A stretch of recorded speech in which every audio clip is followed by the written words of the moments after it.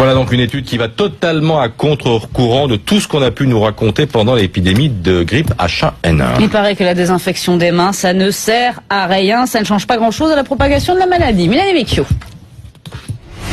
C'est le geste que vous avez dû accomplir des centaines de fois l'hiver dernier, se désinfecter les mains avec du gel antibactérien, une action en fait inefficace dans la lutte contre la grippe A, selon une étude américaine. Pendant 10 semaines, 200 personnes se sont pliées à des tests.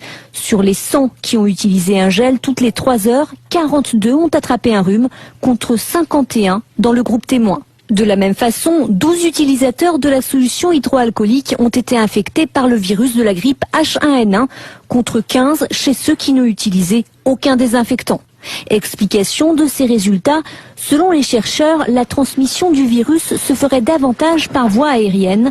Pourtant, l'utilisation de gel a vigoureusement été recommandée par les autorités sanitaires.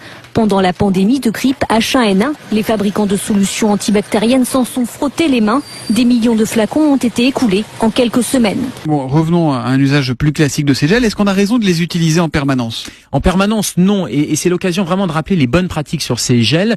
Tout le monde en a. On voit fleurir ça dans les pharmacies, notamment à l'approche de l'hiver, en disant voilà, vous allez désinfecter. Or, ce n'est pas anodin. Ce n'est pas anodin parce que c'est très efficace. C'est bactéricide, c'est-à-dire que ça va tuer les bactéries. C'est virucide, ça va tuer les virus. C'est trop efficace quelque part? Y compris toutes les bactéries et les virus qui sont sur la peau et qui servent aussi à nous protéger. Donc trop utiliser ces gels, eh bien ça va avoir des conséquences en termes d'irritation cutanée, en termes d'inflammation, voire même en termes d'allergie. Donc à court terme, ça a des effets néfastes et même à long terme, puisque comme ça fragilise la barrière cutanée, on sait que des perturbateurs endocriniens comme les bisphénol A, vous avez tous entendu parler de bisphénol A qui sont contenus dans les canettes, dans les contenants en plastique, etc. Eh bien ces perturbateurs peuvent pénétrer plus facilement à l'intérieur à cause des gels hydroalcooliques. Mais attendez, alors docteur, pourquoi vous, dans les hôpitaux, aux urgences, là où vous travaillez, vous les utilisez? Il y en a partout. Eh bien, distributeurs. On les utilise de moins en moins et les consignes qui sont données, c'est de ne s'en servir que 2 fois par jour maximum et en tout cas pas en remplacement du lavage des mains à l'eau et au savon qui est le plus efficace.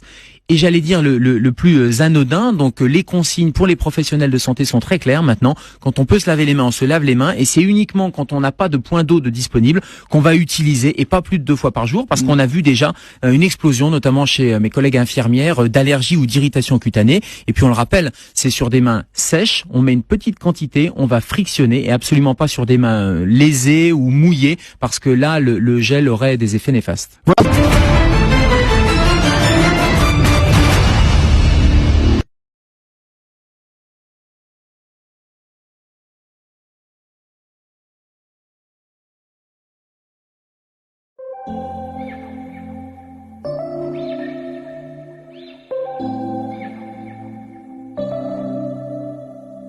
September we met, I could tell by your smile.